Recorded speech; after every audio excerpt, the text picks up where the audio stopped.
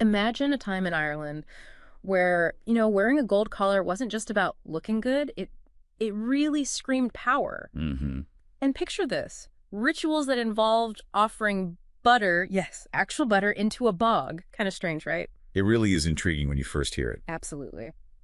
So today we're diving deep into the Irish Iron Age. That's a really fascinating period, roughly 800 BC to about 400 AD. Yeah, quite a span of time. And you've shared this fantastic collection of material looking at the technology, the culture, society, the works. Our mission really is to unpack this pivotal time. It sort of bridges Irish prehistory with the early medieval period. Right. And we want to pull out the most compelling insights for you. And what's great right off the bat is the quality and variety of the sources you've pulled together. We're talking archaeological discoveries going back decades, the collections and knowledge of the National Museum of Ireland, ongoing research from the Discovery Program. Yeah, they do great work. They really do. Plus the protective efforts of the National Monument Service and, the funding support from the Heritage Council. It gives us a really solid base. Absolutely. And this isn't just going to be some dry history lesson, is it? This period was a real crucible. It's when iron technology properly changed daily life, when we see these distinct social structures forming, and while some truly head-scratching rituals and just breathtaking art emerge. That Tène art is something else. It really is. So we promise to distill the key takeaways for you and maybe throw in a few surprises along the way. Where do we even start, though, trying to make sense of the Irish Iron Age? Well, a logical place to kick things off is probably the timeline. We're generally looking at around 800 BC, maybe a bit later, say 600 BC, running up to about 400 AD. Okay. And the real game changer, like the name suggests, was iron, or rather, the growing skill in working it. That tech leap had huge ripple effects. Right, iron. It's stronger, more widely available than bronze. It makes sense. That would be a major shift. And wasn't there a particularly early, impressive example of ironworking? Yes, exactly. The Lacan spearhead. It's so well made, it suggests that, skilled ironworking might have been happening in Ireland even a bit before that traditional 500 BC date people sometimes use. It sort of hints that adopting this new metal wasn't necessarily a sudden switch everywhere. More complex. Okay, so the Iron Age sort of fades out around 400 AD. What's happening then that marks the end? Well, that's when you see a few key trends coming together. You've got the consolidation of early kingdoms starting to happen. Right. The influence of Christianity is growing. Yeah. And we see the very first appearance of Ogham script. Yeah. That's Ireland's earliest writing. Ogham, yeah. So it really signals that transition into what we usually call the early medieval period. So not like flicking a switch then, more of a gradual blending into a new era. Precisely. And that's a theme you see again and again in the Irish Iron Age. We're mostly talking gradual cultural shifts, evolution, not sudden invasions wiping the slate clean. Yeah. The archaeology points to new ideas, new technologies being adopted, adapted, integrated over time. Like the move away from Bronze Age ways wasn't instant. There was overlap. People held on to some older traditions. That definitely rings true. History is rarely neat boxes, is it? Now, the sources mention key cultural influences. First, Hallstatt, and then the big one, Tène. Let's get into that. Indeed. The earlier phase, maybe starting around 600 BC, shows links to the Hallstatt culture over in Central Europe. Think of it as an early network, ideas and styles traveling around. Okay. But it's really the Tène culture, which takes hold properly by about 300 BC, especially up in the north of Ireland, that we strongly associate with the Irish Iron Age. And Tène art, well, it's just instantly recognizable. Oh, yeah, that flowing, curvy, abstract style, all those spirals and, S shapes. Exactly. Really intricate, curvilinear designs, spirals, the three-legged triscales, those S shapes, trumpet patterns, and sort of stylized animal and plant forms, especially bird heads, feature a lot. Very cool. And what's interesting is, unlike, say, Roman art that often tells a story, Tène art is mostly non-narrative. It's symbolic. And you see it most stunningly in metalwork, but also carved onto stone. This move away from literal pictures suggests, maybe, a focus on deeper symbolic meaning, perhaps tied to spiritual beliefs or cosmology. Right, and this is where that word Celtic often comes up, but the sources seem to suggest it's maybe a bit more complicated than just labeling everyone in Iron Age Ireland a Celt. That's a really, really important point to grasp. The whole idea of a single Celtic identity is, well, it's tricky. Your sources rightly point out that ethnicity is basically a social construct. And the Greek and Roman writers who first used the term Keltoi, or similar, They were writing before La Tène art, as we know it archaeologically, was really established in Ireland. Right, okay. Timing difference. Yeah. So while early La Tène material culture is linked to groups, those classical writers called Celts on the continent, understanding Celtic identity in Ireland itself is more about recognizing shared art styles, shared material culture, maybe linguistic links, all blending with the traditions that were already there. It wasn't like a sudden invasion of a unified Celtic people who took over. It was much more likely a cultural exchange, an evolution, a fusion. So less about a whole new population turning up, more about new ideas and styles mixing with what was already established. Exactly. That seems to fit the evidence much better. And, to really get a handle on all this, we rely so heavily on the fantastic work of institutions like the National Museum of Ireland. Their collections are incredible. Yeah. The Discovery Program spearheading research like the Late Iron Age and Roman Ireland Project and Ogham in 3D. Important stuff. Crucial. Then you've got the National Monument Service protecting the actual sites and the Heritage Council helping to fund a lot of this research. It's a massive collaborative effort, really. Okay, so we've got since the timeline, the big cultural influences. Let's get into the actual stuff, what they make. It sounds like La Tène art wasn't just decoration, it was like fundamental. Oh, absolutely fundamental. Its emergence around 300 BC really marks a cultural peak. Those complex abstract designs we talked about on metal, on stone. Yeah. And what's interesting is, while there's a common style, you can often see regional variations, preferred motifs. Yeah. It hints that there were probably local traditions, maybe even distinct workshops. So like you could maybe tell where something was made by the specific swirls or something, like artistic dialects. That's a great analogy, yeah. Yeah. And crucially, this fancy artwork wasn't just for aesthetics. It pops up mainly on high-status things, gold collars, fancy weapons, horse gear. Right. It strongly suggests it functioned as a visual language, a way for the elite to communicate their power, their status, their identity. Makes sense. And when Irish craftspeople took this style and adapted it, creating uniquely Irish forms, like those Y-shaped pendants, for example, well, it shows they were part of this bigger European conversation, artistically speaking. But they were also putting their own stamp on it, saying, yeah, we get this style, but here's our version. Like saying, we speak the language, but with our own accent. Nice. Now, the sources really hammer home the mastery of metalworking, gold, bronze, iron. These people were clearly very skilled. Exceptionally skilled. The gold work just takes your breath away sometimes. You think of the gold collars found at Ardnaglig, they might have even been imports from the Rhineland. Wow. And then the famous Broighter Hoard. That torque is an absolute masterpiece. But in the same hoard, you get this delicate little gold model boat and a tiny cauldron. A gold boat. That's incredible. Isn't it? And the fact it was found right near the seashore? Well, it screams votive offering. Deliberately putting valuable stuff into a special place, maybe an offering to a sea god or something. And torques, generally, those neck rings, they seem to be powerful symbols of status and prestige across Iron Age Europe and definitely in Ireland. Okay, and bronze, did that just disappear when iron came along? Not at all. Bronze remained really important, especially for ceremonial items, high-status gear. We see these elaborate decorated discs, those Y-shaped pendants, probably for horses and processions. Beautifully decorated sword scabbards, like the one from Tomb. Even fancy feasting equipment like ornate cauldrons and bowls. The craftsmanship is just top-notch. And iron itself, was that just for, the functional stuff? Right. Plows and everyday tools? Well, yes, iron became the go-to for utilitarian things because it was stronger and more available. But they also made really sophisticated weapons from it. Swords, spearheads, sometimes decorated or with added bronze fittings. And we can't forget that lack in spearhead, again, showing early skill. But what's really striking is how much the really valuable metalwork, especially gold and bronze, turns up deliberately placed in watery contexts. Bogs, rivers, lakes, the sea. Right, those hoards. Exactly.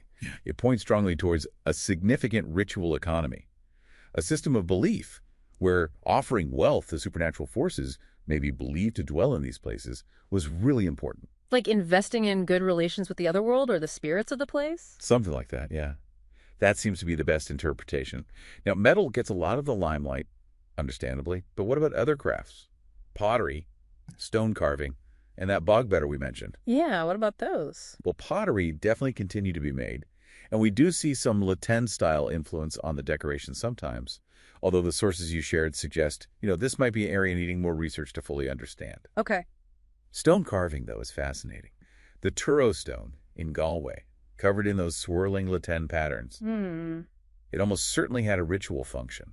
And the Corlec head from Cavan, that mysterious three-faced stone head, it seems very likely that was some kind of idol, a religious object. A three-faced head. That's quite an image. And the bogs, they preserved more than just metal, right? Oh, absolutely. That oxygen-free acidic environment is incredible for preserving organic materials. That's how we get things like votive butter. Literally, lumps of butter buried, presumably as offerings. Wow. But also leather shields, bits of clothing made from wool or animal hides, wooden things like yokes for ox, and even parts of vehicles. These finds give us a much richer picture of daily life, farming, maybe even warfare, than metal alone ever could. It's a really important reminder, though, isn't it, that what survives archaeologically isn't always the full picture. We're probably seeing more of the fancy elite stuff and the ritual deposits than, say, the everyday pottery or wooden tools used by most people. That's a critical point. Preservation bias definitely shapes what we find, and therefore what we know. We always have to keep that in mind when interpreting the evidence. Okay, so we have this picture of skilled craftspeople, amazing objects, complex rituals. Where were people actually living day to day? What did the landscape look like? Well, the main settlement types you see across the Iron Age landscape in Ireland are ringforts and crannógs. Ringforts, often called rath, are those circular enclosures made with earthen banks and ditches. You see them everywhere. Yeah, they're very characteristic of the Irish countryside. They really are. Essentially, they were defended farmsteads, providing security for a family or maybe a small extended group. Timber houses inside. Sometimes they even had underground passages or storage areas called souterrains. Souterrains, right. And while lots of ringforts belong to the later, early medieval period, their origins definitely go back into the Iron Age. Think of them as secure family compounds. So like a fortified farm, basically. Pretty much. And then you have crannógs. These were artificial islands, or sometimes modified natural islands, built out in lakes or marshes. Ah, clever. Defensive. It's very. Built on timber foundations, platforms for houses, often with a wooden fence or palisade around the edge.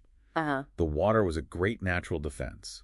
Life in both types of settlement would have revolved around farming, raising animals, crafts, and, for the higher-ups, feasting was probably important too. Okay. But beyond these sort of family farms, there were bigger, more imposing sites too, hillforts and promontory forts. Yes, definitely. Yeah. These larger sites likely served as centers for wider tribal groups, providing much more substantial defenses. Hillforts were built on prominent hilltops, often with huge ramparts, walls, ditches. Some are really massive. Their function was probably very tribal centers, maybe chiefs' residences, places of refuge during conflict. And some, like Tara or Emain Macha, clearly had major ceremonial roles too. Right. While some started in the late Bronze Age, they really reached their peak in the Iron Age. And they weren't just about defense. Putting one of those on a hilltop was a huge statement of power and control over the surrounding land. So not just practical, but also a big visual symbol of who's in charge. Precisely. Strategic location wasn't just military. It was a visual declaration. This is our territory, our power. And then you also have promontory forts. These use natural defenses like coastal cliffs or inland gorges. Yeah. And then they build artificial ramparts across the narrow neck of land, connecting the promontory to the mainland. Dunongasa on the Aran Islands is a famous example, though its story starts even earlier. Wow. These sound like really significant places. But the sources also talk about royal sites, Tara, Emain Macha. These names have a real mythical weight to them. They absolutely do. These great ceremonial centers seem to have been focal points for really important rituals, maybe royal inaugurations, important assemblies, even special burials. Okay. They often have huge enclosures, evidence of large timber buildings, perhaps halls or temples, and sometimes they even incorporate much older monuments like passage tombs, suggesting a deliberate connection to the deep past. Interesting continuity. Yeah. Tara, traditionally the seat of the High Kings, is a vast, complex site. Emain Macha, or Navan Fort, is central to the legends of the Ulster cycle. Then you have Dunlaylene in Leinster, Rothroden in Connacht, Tlacha in Meath, each with its own archaeology and strong mythological links. It sounds like these weren't just political headquarters, but deeply spiritual places too. I think that's exactly right. Secular and sacred power seem really intertwined. Rulers probably got legitimacy, partly at least, through performing rituals at these sites, connecting themselves to ancestors, to gods, to the land itself. These weren't just places people lived. They were stages for enacting power and belief. So what kind of society created these incredible landscapes, these powerful sites? What was the social setup like? Well, from what we can tell, Iron Age Ireland was primarily tribal. Society was organized into groups called tuatha. Think of them as territories or small kingdoms, each ruled by a king or chieftain. Okay. And it seems to have been a pretty competitive world. Frequent warfare between these groups, which helps explain why settlements were often defended. Right. Within each tuath, there seems to have been a fairly clear hierarchy. You had a warrior elite at or near the top, their status shown off by their weapons, horse gear, maybe feasting rites. Then you had a group called the Eos Dana, the skilled people. This included judges, poets, historians, doctors, highly skilled craftspeople. And importantly, the Druids fell into this category too. Ah, the Druids. Yeah, influential figures. Below them were the free commoners, mostly farmers.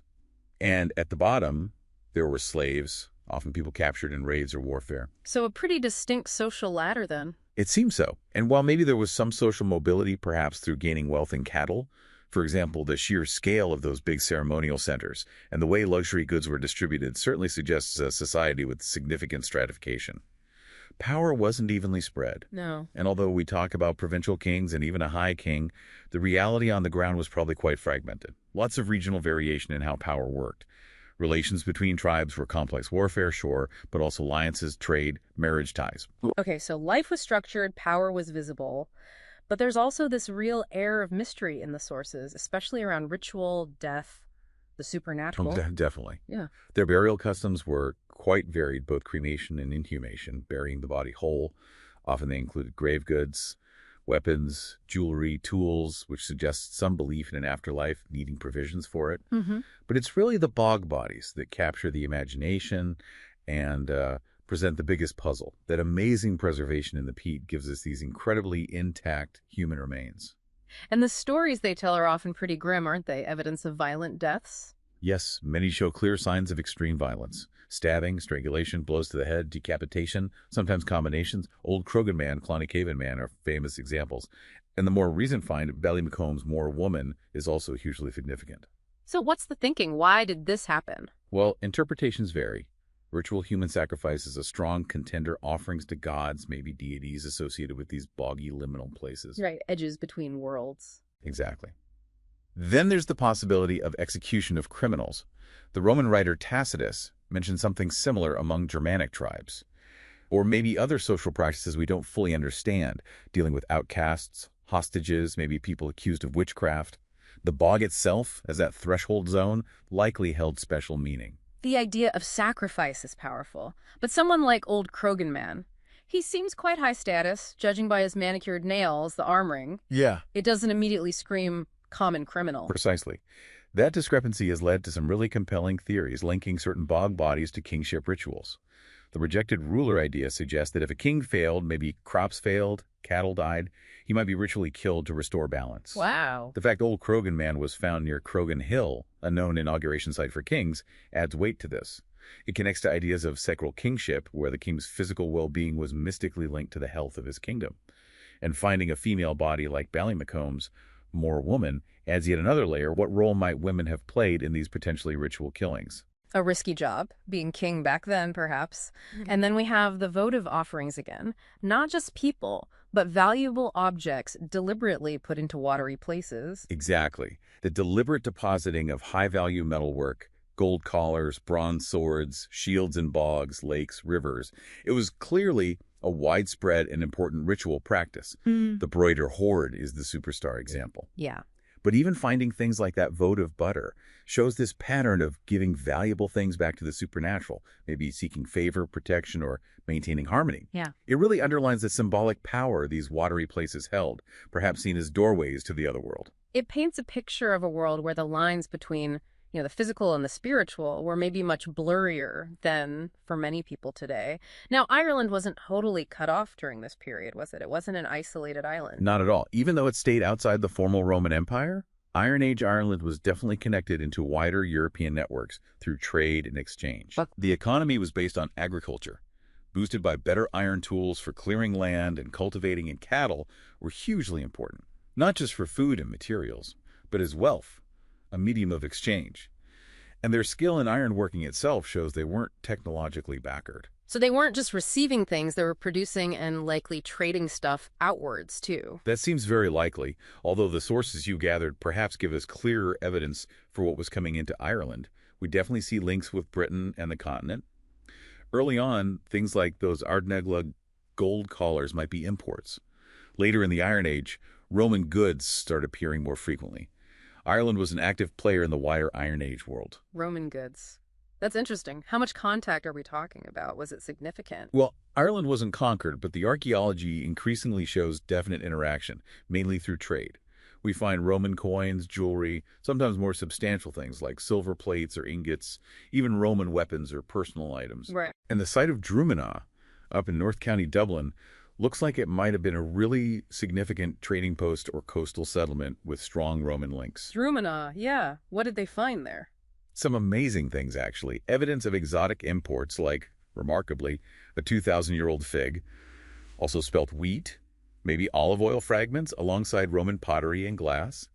It strongly suggests direct trade with Roman Britain, perhaps the Chesterwell area, especially in the 1st and 2nd centuries AD. Wow, a Roman fig in Ireland. Exactly.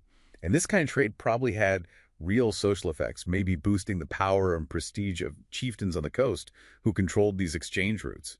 The Discovery Program's Late Iron Age and Roman Ireland project is digging into precisely these kinds of connections. So even without Roman legions marching in, Rome's presence was felt through trade and influence. And towards the end of this whole period, we see something really distinctive emerge: Ogham script. Exactly.